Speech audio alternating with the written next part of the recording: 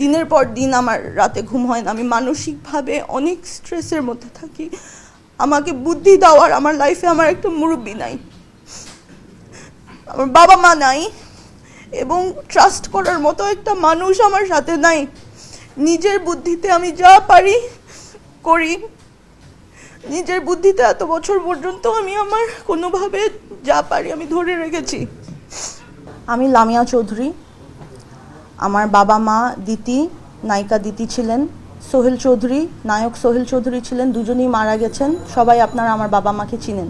আমার দেশে আপনারা সবাই আসছেন, আপনারা দেখতে পারতেছেন। আমি থাকি হইলো আমার কাজের লোকদেরকে নিয়ে, আমার স্টাফদেরকে নিয়ে থাকি। ওরাই আমার পরিবার, আমার সাথে আর কেউ নাই। যারা আমাকে চিনে তারা সবাই আমার রিয়ালিটিটা কি জানে। এতগুলা বছর আমি এখানে একা থাকি। আমার বাবার সাইডের জায়গা জমি, আমার মায়ের সাইডের জায়গা জমি আমি সব একা দেখি। সবাই জানে যে আমার বাবা নাই, আমার সাথে আমার কোনো ভাই নাই, আমার হাজব্যান্ড নাই, আমি আনম্যারিড। এবং এটা জেনে বিভিন্ন মানুষ এত বছর ধরে, যখন যে পলিটিক্যাল পাওয়ারে থাকে তখন সে আমার উপর চড়াও করে। বিকজ আমি তো কোনো পলিটিক্সে নাই, আমি জাস্ট এখানে আমি আমার বাবা মা যা আমাকে স্মৃতি দিয়ে গেছে সেটা নিয়ে আমি জাস্ট একটা সুন্দরভাবে আমি বাঁচার চেষ্টা করি। কিন্তু সবাই যেহেতু জানে যে আমার সাথে কেউ নাই, আমার ভালনারেবিলিটিটাকে তারা ইউজ করে বারে বারে, গত লাস্ট আমি এটা নিয়ে আমি কোনোদিনও মুখ খুলি নাই কখনো। আমার এত বছরে বাবা মা জায়গা জমি অনেক কিছু রেখে দিয়ে গেছে, ভোগ করতে পারি না কিছু। আমি এই বাসাটাতে থাকি, এই বাসাটাই আমার পাওয়ারে আছে।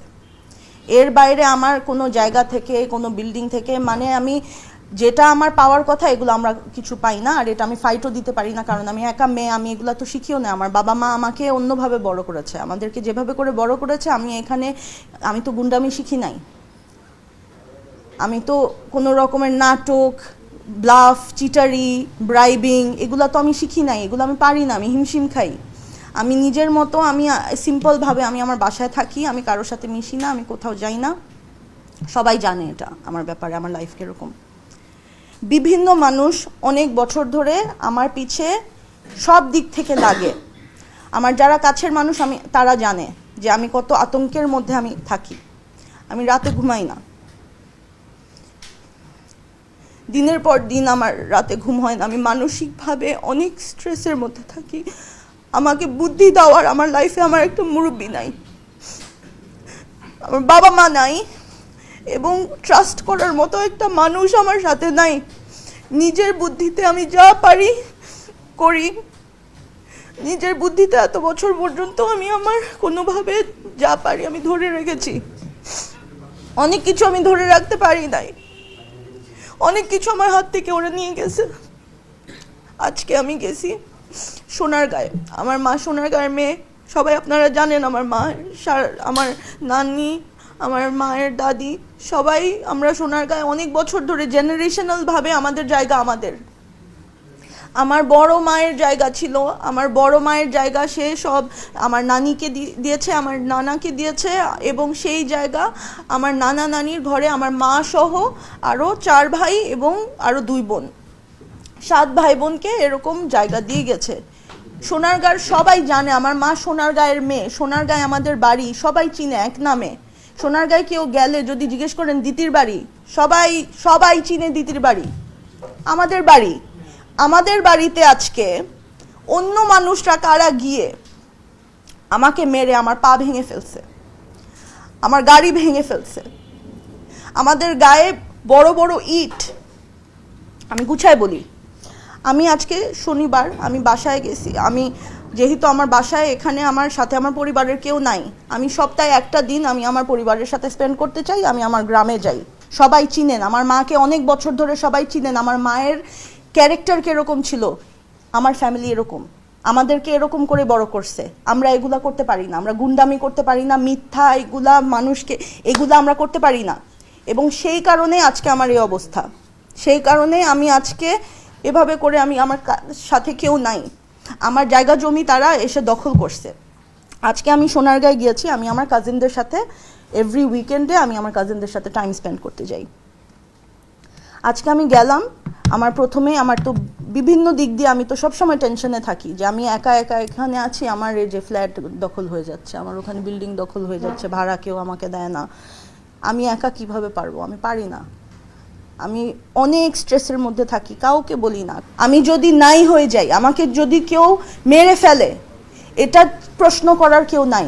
এখন এই ফ্যামিলি আছে আমার গ্রামে থাকে, ওই গ্রামের ফ্যামিলির সাথে আমি এখন ট্রাই করি এভরি উইকেন্ডে আমি তাদের সাথে আমি টাইম স্পেন্ড করার চেষ্টা করি। সেরকমই আমি আজকে স্যাটারডেতে আজকে আমি গ্রামে গেলাম। যাবার পর দেখি আমাদের বাড়িতে 30-40 জন মানুষ, এলাকার যারা এলাকার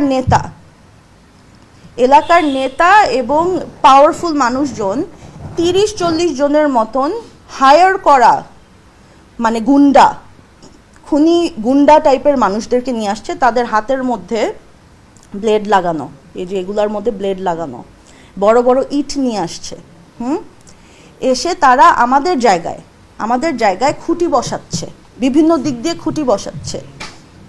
খুঁটি বসাচ্ছে এবং লোক নিয়ে আসছে, আমিন নিয়ে আসছে জায়গা মাপার জন্য। কেন? আমার মায়ের 4 ভাইয়ের জন্য পুরা সম্পত্তি 4 ভাগে ভাগ হবে। সিম্পল হিসাব, ফেয়ার, এভরিবডি ইজ ফেয়ার। 4 ভাইয়ের মধ্যে 2 ভাই মারা গেছে, 2 ভাই আছে, এবং 2 ভাই এবং 4 ভাইয়ের মানে যারা মানে বিধবা, আমার মামি যে 2 জন যাদের হাজবেন্ড মারা গেছে, ওদের মধ্যে এখন ভাগ হবে। ভাগাভাগি নিয়ে আমরা সবাই চাই যে 4 ভাগে ভাগ হোক, এবং এটার বিরুদ্ধে কেউ না, সবাই চায় সবারই লাভ হবে যদি 4 ভাগে প্রপার্টি ভাগ হয়। এখানে আমার এক মামি প্রীতি, ছোট মামার বউ, আমার ছোট মামা মারা যাবার সাথে সাথে সে উঠে পড়ে লাগছে, এখনই তাকে জায়গা ভাগ করে দিয়ে দিতে হবে, এখনই সে বিক্রি করে চলে যাবে। এত জলদি তো আমাদের এখানে কিছু হয় না। এখন এই মামি সে জোর জবরদস্তি সে ভাগ করতে চায়, আমরাও ভাগ করতে চাই, কিন্তু সে আমাদের বিরুদ্ধে যেসব নোংরামি করে, ওই নোংরামিগুলো করে ওই মহিলা এলাকার সব ধরনের গুন্ডা, পলিটিক্যাল লিডার, এদের সাথে গিয়ে সে অ্যালায়েন্স করেছে। কিভাবে করে, খারাপ ওয়েতে সে অ্যালায়েন্স করেছে, আই ডোন্ট নো। এই মানুষগুলা তাকে হেল্প করছে এবং সে সব জায়গায় গিয়ে দেখায় যে আমি হইলাম বিধবা, আমি হইলাম নির্যাতিত, আমার বাচ্চাদেরকে এ করছে ওই করছে, অথচ সে কিন্তু নিজের বাসায় আছে, সে নিজের সম্পত্তি ওর দখলে আছে, ওর দখলে ওর জায়গা আছে, এবং everybody wants to separate it with her. তার সাথে আমাদের কারো কোনো সমস্যা নাই, অথচ সে আমার মরা মাকে নিয়ে যেসব ধরনের নিউজ এত বছর ধরে করে আসছে। আপনারা কতজন আজকে চলে আসছেন, আমি কি পারতাম না এত বছরে কতবার আমি তার বিরুদ্ধে কি আমি খারাপ নিউজ করতে পারতাম না? আমরা করি নাই, বিকজ আমরা এরকম না, আমরা এরকম ছোট লোক না। ও বিভিন্ন রকমের আমার মাকে, আমার ফ্যামিলিকে, আমাকে, আমাদের সবাইকে বিভিন্নভাবে, মানে এটা হলো জাস্ট জোর জবরদস্তি, ব্ল্যাকমেল করে কোনোভাবে যাতে সে তাকে, তার পোর্শনও না, সে আরও চায়, সে আমাদের সবার পোর্শন চায়, বিকজ ও বুঝে গেছে যে আমার মামারা, আমার মা ছাড়া, আমার মা মারা যাবার পর আমার মাই ছিল গার্জিয়ান ফ্যামিলির। মা গার্জিয়ান চলে যাবার পর আমাদের ফ্যামিলির কোনো গার্জিয়ান নাই। মামারা, খালারা, এরা সব সিম্পল মানুষ, এরা কিছু মানে কোনো কিছুর মধ্যে নাই। এই মহিলা তো বিভিন্ন জায়গার থেকে গুন্ডাদেরকে ফ্রেন্ড বানিয়েছে, পলিটিক্যাল লিডারদেরকে তার ফ্রেন্ড বানিয়েছে, এবং সেই পাওয়ারে সে আমাদের ফুল ফ্যামিলিকে বুলি করতেছে এত বছর ধরে। এবং আজকে আমি ওখানে যাবার পর তারা আমাকে এরকম 30-40 জন গুন্ডা নিয়ে বসছে আমাদের জায়গার মধ্যে, আমাদেরকে বলতেছে বাইরে আসতে, কথা বলবে। এখন আমি কিভাবে, আমার তো কোনোদিন এরকম ফেস করি নাই, গুন্ডাদের সাথে আমি গিয়ে কিভাবে এরকম 30-40 জন মানুষ এরকম আমাদেরকে ডাক দিতেছে কথা বলার জন্য। আমি তখন বলছি যে মুরব্বি যারা আপনারা আছেন, মামা করে বলছি, হ্যাঁ, যে মুরব্বি আপনারা যারা আছেন আপনারা ঘরে আসেন, আমরা তো মেয়েরা, আমরা মেয়েরা এরকম বাইরে এরকম ভিড়ের মধ্যে ওখানে আমরা কথা বলতে পারবো না, আপনারা প্লিজ ঘরে আসেন, আমরা বসে শান্তভাবে আমরা ডিসকাস করি, মুরব্বি কয়েকজন যারা পারেন আপনারা আসেন। তারা আসবে না, আমাদের যেতে হবে। এবং একটু পরে শুনলাম আমার বুড়ি খালা, আমার সবচেয়ে বড় খালা, আমার মায়ের সবচেয়ে বড় বোন, সে ডায়াবেটিসের রোগী, তাকে আমরাই সবাই খুব আদর করে রাখি, সে বুড়া একটা বেচারা একটা মহিলা, তাকে তারা তালা মেরে দিছে তার বাসায়, মানে তার ফ্যামিলির ইনহেরিটেড প্রপার্টিতে সে থাকতেছে, তার বাসায় কারা এসে কোন পাওয়ারে এই মেয়ের সাথে এই মামির সাথে এসে আমার খালাকে তালা দিয়ে দিছে এবং এখনও সে তালা দেওয়া, আমার খালাকে তালা মেরে রাখছে। এর জন্য আমি এভাবে আপনাদের সাথে কথা বলতেছি। আমার খালাকে আটকায় রাখছে, বুড়ি মহিলাকে তারা তালা মেরে আটকায় রাখছে। তারপর তারা বিভিন্ন জায়গায় খুঁটি দেওয়া শুরু করলো। খুঁটি যখন দিচ্ছে, আমিন টামিন এমনি খুঁটি দিচ্ছে, আর শুনলাম যে তালা দিয়ে দিছে। এখন তো আমরা বের হয়েছি, আমরা মেয়েরা বের হয়েছি। আমরা বের হওয়ার পর আমি বের হয়ে গিয়ে যে কথা বলবো, কথা বলার আগে আমার উপর অ্যাটাক হয়। 30-40 জন ছেলে, তাদের সব মানে গুন্ডা, নর্মাল মানুষ না, এরা হলো গুন্ডা। এরকম আমি জীবনে আমার লাইফে আমি ফেস করি নাই। ওরা, আমার হাতে ফোন, আমি আমার ভাইকে ভিডিও কল করেছি, কারণ আমার তো সাথে কেউ নাই। আমি আমার ভাইকে, বিদেশ থাকুক যেটাই হোক, আমি দেখাচ্ছি দীপ্ত দেখো কি হচ্ছে, আমি ভয় পাচ্ছি। ভিডিও কল করেছি। ওরা আমার রেকর্ড কেন করছে, আমার ফোন টেনে আমাকে মানে আমার কাপড় চোপড় আমি বদলাইছি, আমার কাপড় চোপড় ছিঁড়ে টিড়ে ওরা ফেলে দিয়ে, আমাকে ধাক্কা মেরে ফেলে দিয়ে আমার ফোন একজন নিছে। ওই একজন, ওকে ধরতে যাচ্ছি আমি, ওর হাতের থেকে আরেকজনের হাতে ফোন যাচ্ছে, আরেকজন এসে ফোন নিচ্ছে, ওরা আমার ফোন নিয়ে তারপর আমার ফোন ঘাটছে। একটা মেয়ে আমার ফোন নিয়ে তারা এরকম ঘেটেছে। শুধু তাই না, তারপর তারা সবাই মিলে, আমি যে ফোন নিতে যাচ্ছিলাম, আমার উপর সবাই একসাথে চড়াও হয়েছে। এবং তখন এলাকার যারা মুরব্বী, আমি তাদের নামও জানি না, কিন্তু নেতা, তারা নাকি নেতা, কি ধরনের নেতা আমি জানি না, বাট কি নাম, ওই যে নেতার নাম কি, মোশাররফ।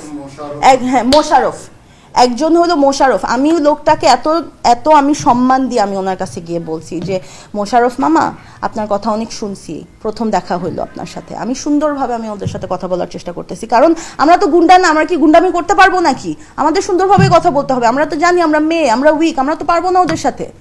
সুন্দরভাবে আমরা কথা বলতে গেছি। ওরা ওই নিয়ে আসছে যে ওরা আমাদেরকে ফিজিক্যালি অ্যাটাক করবে। আমার খালাদেরকে, আমার কাজিনদেরকে, আমাদের মেয়েদেরকে সবাইকে ওরা ইট মারছে, বড় বড় ইট তুলে তুলে আমাকে ইট মারছে। এবং তখন কিন্তু আমি লাইভে গেছি, আপনারা আমার সোশ্যাল মিডিয়ায় দেখতে পারবেন। এবং আমার ফোন কেড়ে নিয়ে গেছে, অনেক কিছু ডিলিটও করে ফেলছে, বাট অনেক কিছু আমার আছে।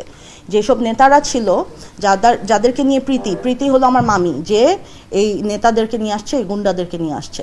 একজনের নামে যে শুনলাম, এই যে ওনার নাম নাকি মোশাররফ, উনি এবং গ্যাং, ওরা গুন্ডা টাইপের। আমাকে বলতেছে এই মেয়ে এদিকে আয়, হ্যাঁ এই মেয়ে এদিকে আয়, এভাবে করে কথা বলতেছে আমার সাথে।